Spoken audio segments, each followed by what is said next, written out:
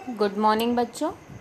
आज हम सदिश विश्लेषण या वेक्टर एनालिसिस पढ़ेंगे।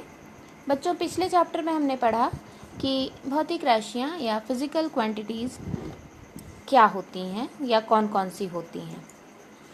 इस चैप्टर में हम पढ़ेंगे कि ये फिज़िकल क्वांटिटीज़ कितने तरह की होती हैं, इनके टाइप्स क्या हैं। बच्चों, भौतिक राशियाँ दो प्रकार की होती हैं, एक अदिश राशि और दूसरी सदिश राशि।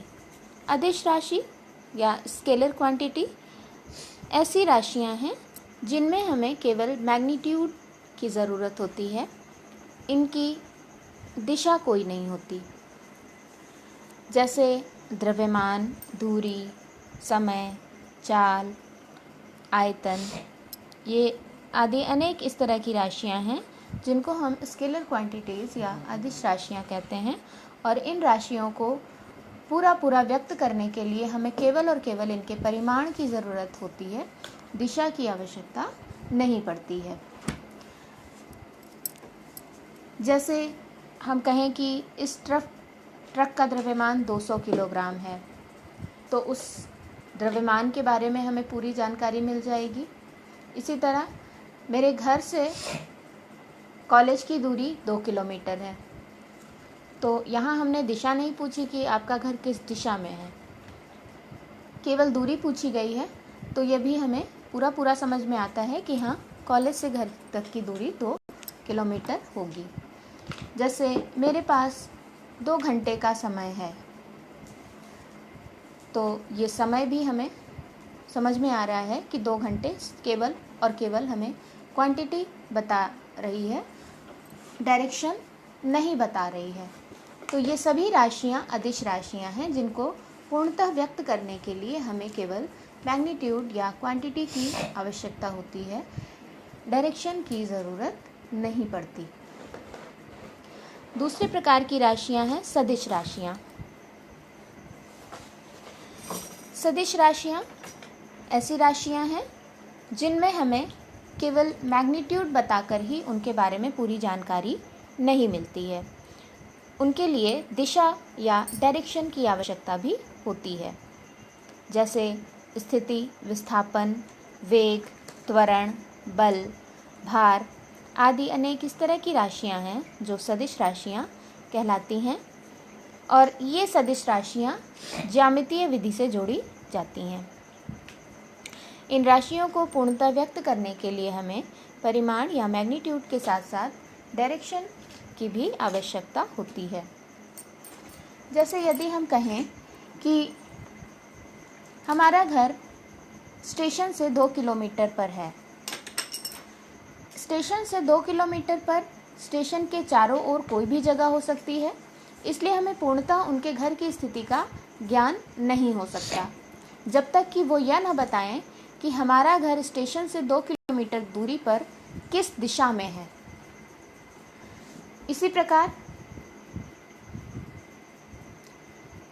कोई व्यक्ति अगर यात्रा कर रहा है और उसे कहा जाए, वो अगर रास्ता पूछे, तो उसको हम केवल इतना ही नहीं बता सकते हैं कि आप यहाँ से इतनी दूर चले जाएंगे तो पहुँच जाएंगे, बल्कि उन्हें हमें रास्ता भी बताना पड़ेगा दिशाओं के ज्ञान की सहायता से।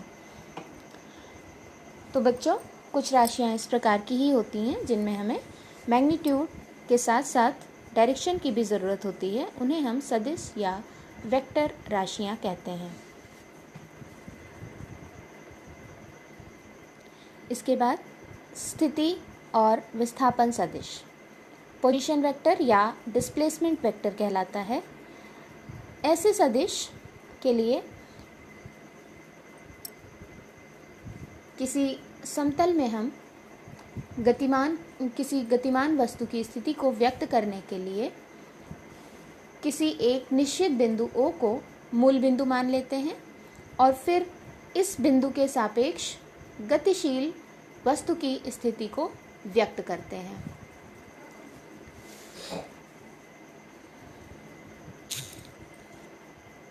जैसे इस चित्र में O मूल बिंदु है और कोई कण पहले P बिंदु पर है तो O से P बिंदु तक की दूरी हमने अगर r1 मानी है तो दिशा सहित इस बिंदु का विस्थापन r1 वेक्टर से दिखाया जा सकता है। r1 वेक्टर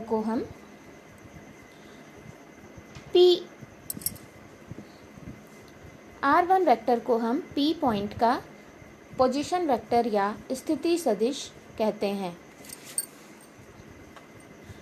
इसी प्रकार कुछ समय बाद मान लिया समय t2 पर वही कण Q बिंदु पर पहुंच चुका है, तो Q बिंदु पर उसका पोजीशन वेक्टर दिखाने के लिए O से Q तक की डिस्टेंस लेंगे जो कि r2 है। r2 केवल इसका मैग्नीट्यूड है और अगर हम वेक्टर रूप में इस पोजीशन को व्यक्त करें तो हमें r2 वेक्टर से दर्शाना पड़ेगा। OQ वेक्टर को हम r2 वेक्टर से दर्शाएंगे। तो हम कहेंगे कि r2 वेक्टर Q बिंदु का स्थिति सदिश है। यहाँ पर बच्चों O बिंदु स्थिर रहता है, जबकि कण जो कि ट्रेवल कर रहा है समतल में, प्लेन में, वह उसकी स्थिति अलग अलग समय पर अलग अलग होती है। तो उसकी स्थिति को दर्शाने के लिए जो निश्चित बिंदु या मूल बिंदु O है, वहाँ से उस पॉइंट तक की दूरी ली जाती है और उस पॉइंट तक खींचा गया वेक्टर ही उस बिंदु का स्थिति सदिश या पोजीशन वेक्टर कहलाता है। यहाँ पर हम OP और PQ को जोड़ लें। बच्चों, एडिशन के नियम, सदिशों को जोड़ने के नियम का हम आगे डिस्कशन करेंगे। यहाँ पर सदिशों के जोड़ने के ही नियम से OP vector plus PQ vector is equals to OQ vector होगा, जहाँ PQ vector will be equal to OQ vector minus OP vector. हमें OQ वेक्टर और OP वेक्टर के मान पता हैं, R2 वेक्टर तथा R1 वेक्टर। तो इस प्रकार PQ वेक्टर का मान R2 vector minus R1 vector होगा। अतः किसी कण का किसी समय अंतराल में विस्थापन सदिश कण के प्रारंभिक और अंतिम स्थिति सदिशों के अंतर के बराबर होता है। यहाँ हम ये भी देख सकते हैं कि विस्थापन सदिश या स्थिति सदिश एक सरल रेखा द्वारा प्रदर्शित किए जाते हैं और यह सरल रेखा कण की अंतिम स्थिति से जुड़ती है। अतः विस्थापन सदिश या स्थिति सदिश, जिसको हम पोजीशन वेक्टर भी कहते हैं, केवल इन दोनों स्थितियों पर ही निर्भर करते हैं, अर्थात किसी बिंदु की प्रारंभिक स्थिति पर और उसकी अंतिम स्थिति पर, न कि उस वास्तविक पथ पर जो कण द्वारा इन स्थितियों के बीच तय किए गए हैं।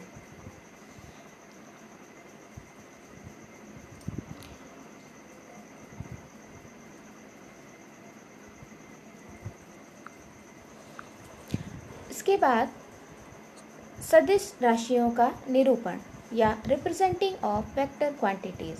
हम वेक्टर क्वांटिटीज़ को किस प्रकार व्यक्त करते हैं, तो हम देखते हैं कि सदिश राशि को एक तीर के द्वारा, एक एरो के द्वारा निरूपित किया जा सकता है और इस एरो को हम वेक्टर कहते हैं और इस वेक्टर की लंबाई उस राशि के मैग्नीट्यूड को और नोक पर लगा हुआ एरो हेड, इसके एरो के नोक पर लगा हुआ एरो हेड उस राशि की दिशा को प्रदर्शित करती है।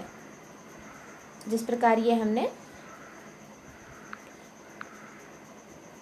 एक लाइन खींच करके एरो बनाया है, तो ये लाइन की जो लंबाई होगी वो लंबाई उस वेक्टर की मैग्नीट्यूड को या उस वेक्टर की परिमाण को व्यक्त करता है और ये जो एरो हेड लगा हुआ है, ये एरो हेड उस दिशा को प्रदर्शित करता है जिस दिशा में उस वेक्टर की दिशा होगी। अर्थात सदिश राशियाँ अक्षरों के ऊपर एरो का चिन्ह लगाकर लिखी जाती हैं। जैसे किसी राशि का परिमाण a है तो उस राशि को वेक्टर रूप में वेक्टर a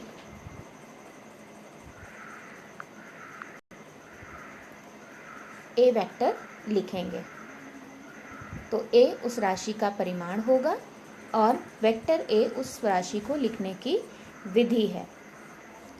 परिमाण को भी बच्चों हम इसको आगे बताएंगे कि हम मॉड के द्वारा प्रदर्शित करते हैं। Vector a, mod of vector a is the magnitude of vector a called a।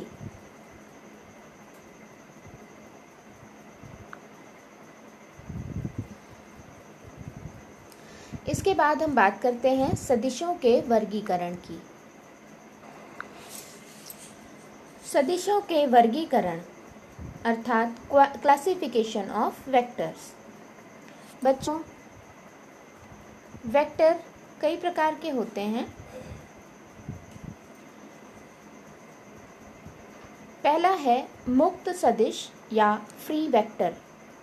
Free vector एक ऐसा सदिश जिसके प्रारंभिक बिंदु को किसी अन्य बिंदु जो कि उस रेखा पर ही स्थित हो उस पर विस्थापित किया जा सके। ऐसा सदिश मुक्त सदिश या फ्री वेक्टर कहलाता है। जैसे विस्थापन यानी डिस्प्लेसमेंट, वेलोसिटी, ये सब मुक्त सदिश या फ्री वेक्टर्स होते हैं। अब अक्सर ही हम लोग जो मैथमेटिकल ऑपरेशंस में जो भी वेक्टर्स यूज़ करते हैं वो वेक्टर्स फ्री वेक्टर्स ही होते हैं। दूसरा है स्लाइडिंग वेक्टर्स। एक ऐसा सदिश है जिसके प्रारंभिक बिंदु या इनिशियल पॉइंट को उस रेखा के जिसके अनुदिश सदिश कार्यरत है उस पर कहीं भी विस्थापित किया जा सके। ऐसी सदिश राशियां जिनको उनके समांतर विस्थापित करने पर निकाय पर उनके द्वारा पड़ने वाला प्रभाव बदल जाए, सर्पी या स्लाइडिंग वेक्टर्स कहलाते हैं। जैसे बल, संवेग इत्यादि। तीसरे प्रकार के सदिश हैं आबद्ध या बाउंड वेक्टर्स। बाउंड वेक्टर्स नाम से ही आपको समझ में आ रहा होगा कि ये एक ऐसा सदिश है जिसका प्रारंभिक बिंदु फिक्स्ड होता है, जिसका इनिशियल पॉइंट फिक्स्ड होता है, या ऐसी सदिश राशियाँ जो अपने लाइन ऑफ एक्शन या क्रिया बिंदु के निर्देशांकों का फलन हो, आबद्ध या बाउंड वेक्टर्स कहलाते हैं। जैसे विद्युतीय क्षेत्र सदिश, चुंबकीय क्षेत्र सदिश आदि। ये सब आप आगे चल कर के पढ़ेंगे। नेक्स्ट है समान सदिश, इक्वल वेक्टर्स।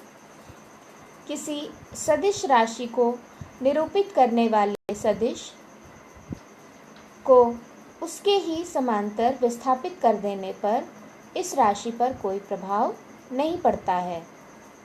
सभी समांतर सदिश जिनकी लंबाइयाँ और दिशाएं समान होती हैं समान सदिश या इक्वल वेक्टर्स कहलाते हैं। जैसे यहाँ पर वेक्टर ए और वेक्टर बी एक बराबर सदिश हैं, इसी तरह वेक्टर सी भी इन दोनों के समांतर है और इसलिए हम कह सकते हैं कि वेक्टर ए, वेक्टर बी और वेक्टर सी जिनके परिमाण भी बराबर हैं और दिशाएं भी बराबर हैं, इसलिए vector A is equals to vector B is equals to vector C. इसके बाद है विपरीत सदिश या अपोजिट वेक्टर्स। ऐसे दो समांतर सदिश जिनके परिमाण बराबर किंतु दिशाएं विपरीत होती हैं, जैसा कि आप यहाँ सी और डी वेक्टर में देख सकते हैं। इनको हम अपोजिट वेक्टर्स कहते हैं।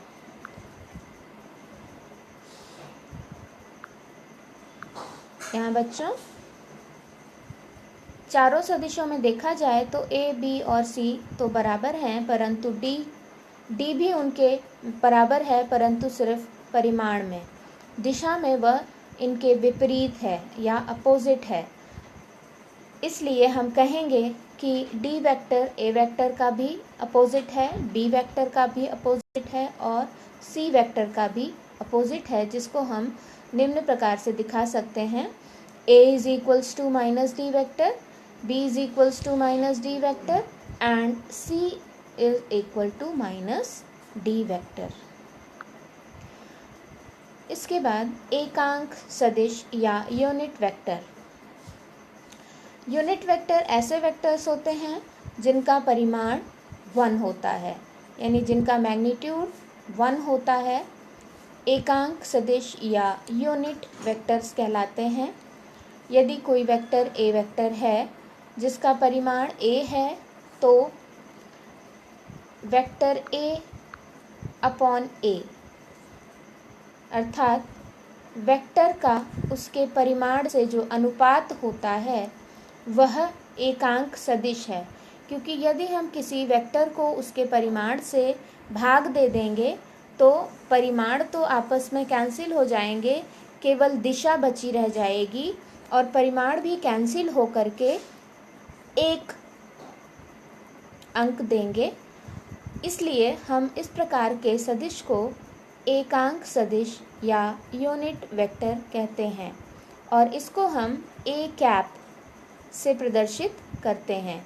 किसी भी वेक्टर के ऊपर कैप लगा हुआ हो तो इससे हम ये समझ जाते हैं कि वह वेक्टर यूनिट वेक्टर है।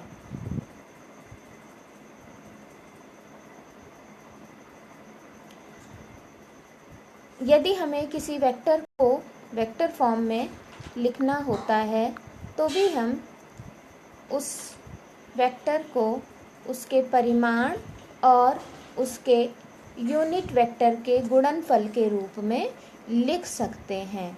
अर्थात vector A is equals to A into A cap, जहाँ ए वेक्टर का परिमाण और ए कैप उस वेक्टर की दिशा को बताते हैं। इस प्रकार एकांक सदिश की दिशा में किसी भी सदिश को एकांक सदिश और उस सदिश के अदिश परिमाण के गुणन के रूप में लिखा जा सकता है।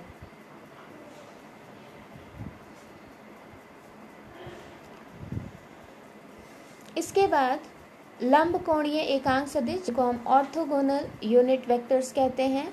Orthogonal unit vectors 3 dimensional analysis में हम लोग पढ़ते हैं। 3 डायमेंशनल एनालिसिस में 3 लंब कोणीय अक्ष या 3 ऑर्थोगोनल एक्सिस होती हैं। एक्सिस एक्स हॉरिजॉन्टल डायरेक्शन में एक्सिस एक्स, वर्टिकल डायरेक्शन में एक्सिस वाई और इन दोनों के परपेंडिकुलर या ऑर्थोगोनल डायरेक्शन में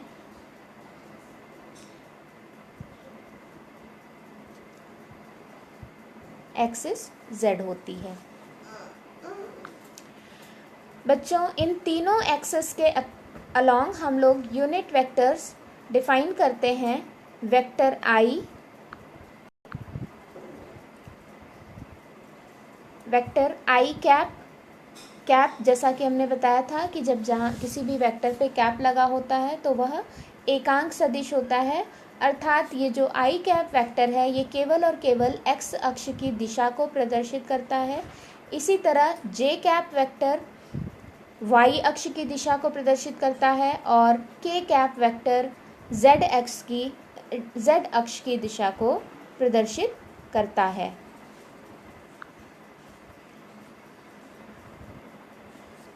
जबकि mod of I cap, mod of J cap और मॉड ऑफ के कैप ये तीनों 1 ही होते हैं। इसका मतलब ये है कि अगर हम एक्स अक्ष की दिशा में किसी वेक्टर को दिखाना चाहें तो उस वेक्टर के परिमाण के साथ आई कैप का गुणा करके हम एक्स अक्ष की दिशा में उस वेक्टर को दिखा सकते हैं। जैसे यहाँ पर उदाहरण में है धनात्मक एक्स अक्ष की दिशा में 10 मात्रक का सदिश, अर्थात उसका परिमाण या मैग्नीट्यूड 10 यूनिट्स है और एक्स अक्ष की दिशा में है, इसलिए उसको हम tan i कैप लिख सकते हैं। इसी प्रकार ऋणात्मक एक्स अक्ष की दिशा में या एक्स अक्ष की निगेटिव डायरेक्शन जो कि हॉरिजॉन्टली बैकवर्ड होती है, एक्स अक्ष हॉरिजॉन्टली फॉरवर्ड जबकि माइनस एक्स अक्ष हॉरिजॉन्टली बैकवर्ड होती है। और इस दिशा में जब हम 10 यूनिट वेक्टर को दिखाना चाहेंगे तो वो 10 इंटू आई कैप रहेगा, लेकिन उसकी दिशा को प्रदर्शित करने के लिए हम वहाँ पर एक नेगेटिव साइन लगा देंगे। और किसी भी वेक्टर का हम आई जे के अर्थात एक्स वाई और जेड एक्सिस के रूप में लिख सकते हैं, इनके कंपोनेंट्स के रूप में उसको हम लिख सकते हैं। जैसे ए वेक्टर को लिखने के लिए हम ए का एक्स एक्सिस में कंपोनेंट ए एक्स के साथ आई कैप का गुणा करके, ए वाई के साथ जे कैप का गुणा करके, और इसी तरह जेड एक्सिस में के अलॉन्ग उसका जो कंपोनेंट है ए जेड में के कैप का गुणा करके लिख सकते हैं। A vector is equals to A X I cap plus A Y J cap plus A Z K cap. इसके बाद अगला सदिश है शून्य सदिश, जिसको हम ज़ीरो वेक्टर और नल वेक्टर भी कहते हैं। और ये ऐसा सदिश होता है जिसका परिमाण शून्य होता है। बच्चों, शून्य सदिश इसलिए एग्जिस्टेंस में आया क्योंकि यदि हम दो वेक्टर्स को घटाएं, जो दो इक्वल वेक्टर्स को जब हम घटाते हैं तो हमें, क्योंकि दो वेक्टर्स को घटाने या जोड़ने पर हमें वेक्टर क्वांटिटी ही मिलती है, इसलिए केवल शून्य न लिख करके, दो समान वेक्टर्स को घटाने पर केवल शून्य न लिख करके शून्य वेक्टर लिखा जाता है। शून्य सदिश के प्रारंभिक और अंतिम बिंदु संपाती अर्थात एक ही पॉइंट पर होते हैं और इसकी दिशा अनिश्चित होती है। शून्य सदिश की भौतिक सार्थकता उसी प्रकार जैसा कि अभी हमने बताया कि जो इसकी फिजिकल सिग्निफिकेंस है वो इसीलिए है क्योंकि जिस प्रकार वास्तविक संख्याओं को घटाने पर वास्तविक समान संख्याओं को घटाने पर 0 मिलता है हमें, उसी तरह दो समान वेक्टर इक्वल वेक्टर्स को घटाने पर भी हमें 0 ही मिलेगा, लेकिन यह 0 स्केलर ना हो करके वेक्टर होगा और इसीलिए हमने 0 वेक्टर को एग्जिस्टेंस में लाया।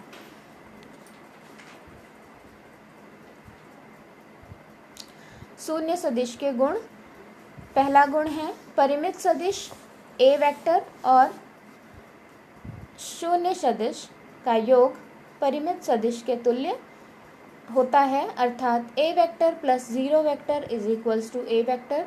दूसरा कि यदि हम 0 वेक्टर का किसी अन्य संख्या से गुणा करें तो हमें 0 वेक्टर ही प्राप्त होता है। तीसरा कि यदि किसी सदिश ए वेक्टर का शून्य वेक्टर से गुणा कर दिया जाए तो भी हमें शून्य वेक्टर ही प्राप्त होता है।